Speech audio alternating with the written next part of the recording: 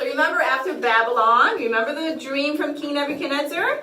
Then another kingdom took over. Do you remember what it was? The Medes and the Persians. Remember the silver part of the statue? So Darius took over, and that's when Daniel went into the lion's den. Remember that story? Yeah. And then after that, Cyrus, his general, became king after him. And he also knew about Daniel, and he also trusted Daniel. So today, we're going to see King Cyrus and some of the conversation he has with Daniel. Okay? Oh, this would be a good place, good lighting to read the scroll that Daniel gave me. He said I should read this. He said it would be interesting to me. So let me see. That's, okay, yes. It's kind of hard to... Oh, okay, Does that really say that? That can't be right. Maybe I'm getting my Hebrew language confused. No, that really looks like... Daniel, could you come here? Yes, Daniel, Your Majesty. listen. Yes.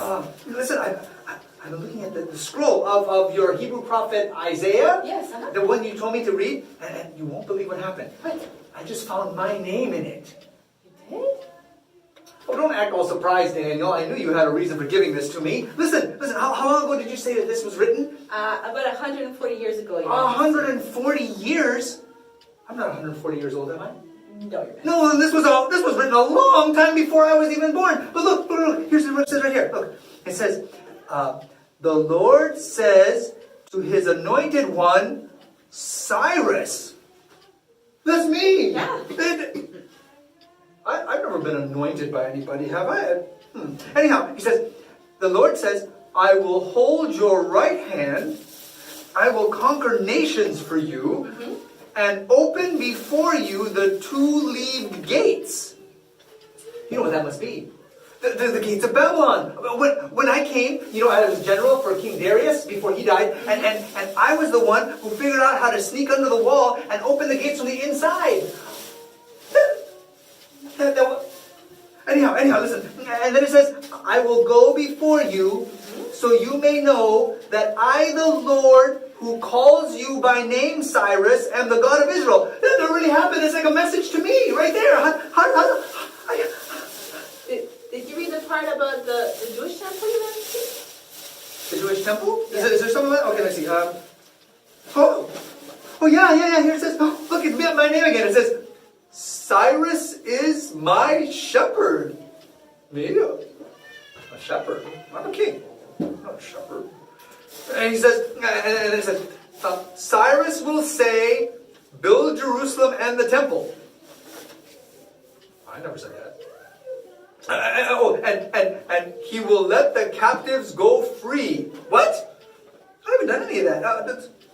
Okay, how can Isaiah know that that's going to happen? I don't understand. I mean, that was a long time ago. Well, Your Majesty, just like I knew what King Nebuchadnezzar's dream meant, and how I knew what the writing on the wall meant. Oh yeah, I heard those stories. Yeah. Right.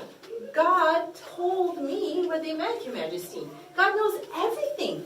He even knows you, and he has plans for you, Your Majesty. But Are you going to listen to what he says to you?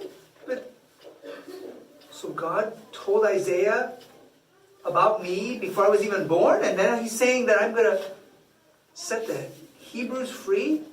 Well, I guess I better listen, shouldn't I? I mean, if God knew my name 140 years ago, and he knew that I was going to capture Babylon, he knew that I was going to become king, then he probably knows everything else.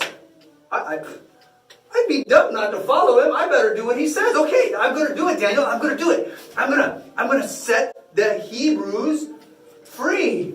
I'll let them go back to Israel. Oh. And I bet you, they're going to want a new temple. Because their God is so amazing. He even knows my name. Oh, I'll send money. I'll send some gold. I'll send some wood. I'll send tools so they can build a new temple for God. The God who knows my name. I can't believe it. It's such a great thing, Daniel. Oh, I want to go make an announcement right now. Let me take this over so I can announce it. Thank you, always keep your promises. Attention, attention! All Hebrews, please listen. I am Cyrus, the king of Persia. You were taken captive by Nebuchadnezzar, who was king of Babylon. But now there's no more Babylon, so I don't want you to stay here. You can go free. You can go back to your homes in Israel. And most importantly, you can rebuild your temple, the temple of your God. Oh, he's amazing. He even wrote my name down many years ago in the prophet's book. So, anybody who wants to go, just come see us here at the temple. Excuse me, I'm so excited about the temple. Come see us here at my palace, and we'll sign you up, and you can go back. Okay, so let's do it.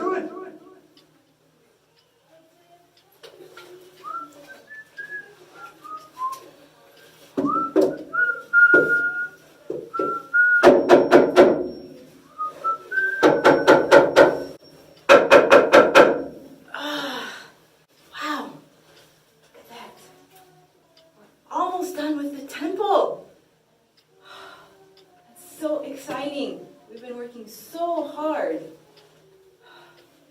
You know, I wish we could cover it with gold like Solomon's temple. But at least we have a place to worship. And King Cyrus, you know, he sent all this material for us and everything, and now it's almost done.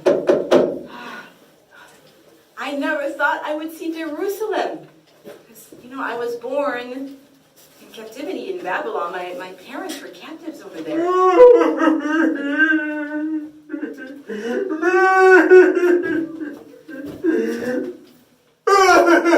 This is the worst day of my life. What's the matter, old man?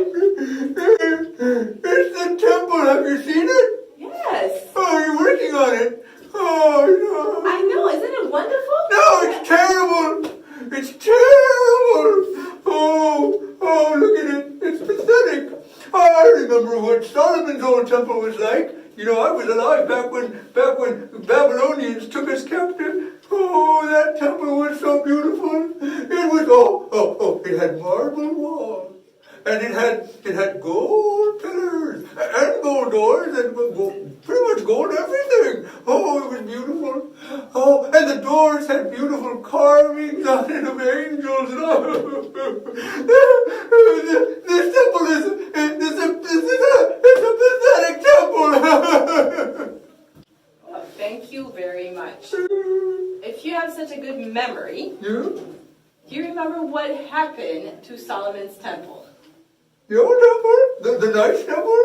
Yes. Oh, I remember. I told you I was there. Oh, the Babylonians came and they knocked down the walls of Jerusalem, and then they crashed open the door to the temple, and then they took all the gold in the temple and they burned it to the ground.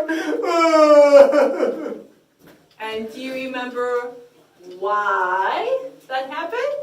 Well, of course I do. I've got a good memory of the reason that, it's because of... I'm sorry, what was that? Huh? Well, no, I said it was because we were worshiping idols and not obeying God. That's why. Yes. Yeah. What is that in your hand? No, what? In my hand? Oh, huh? Oh, well, it's just a little piece of stone with, with some carvings on it. So I guess you could say it's like a carved statue of things that I carried around. An idol of the false god Chemosh? Is it? Yes. Yes, it is. It is. I mean, yes, it is. It's an idol of the god Chemosh, and I just like to take the places with me and maybe worship it. What? Just a little bit. It's not a lot, and because there's no temple to worship God in yet, so I can't worship God yet. So in the meantime, while we're waiting for you, lazy bones, to finish the temple and make it look nice, sometimes I just worship Chemosh a little bit. I cannot believe this. This is so stupid. What? You're complaining about how the temple looks, because we worshipped idols, and here you are with an idol, going to worship it. What is wrong with you? Oh, I'm done. I can't do this. What? You're not going to finish the temple?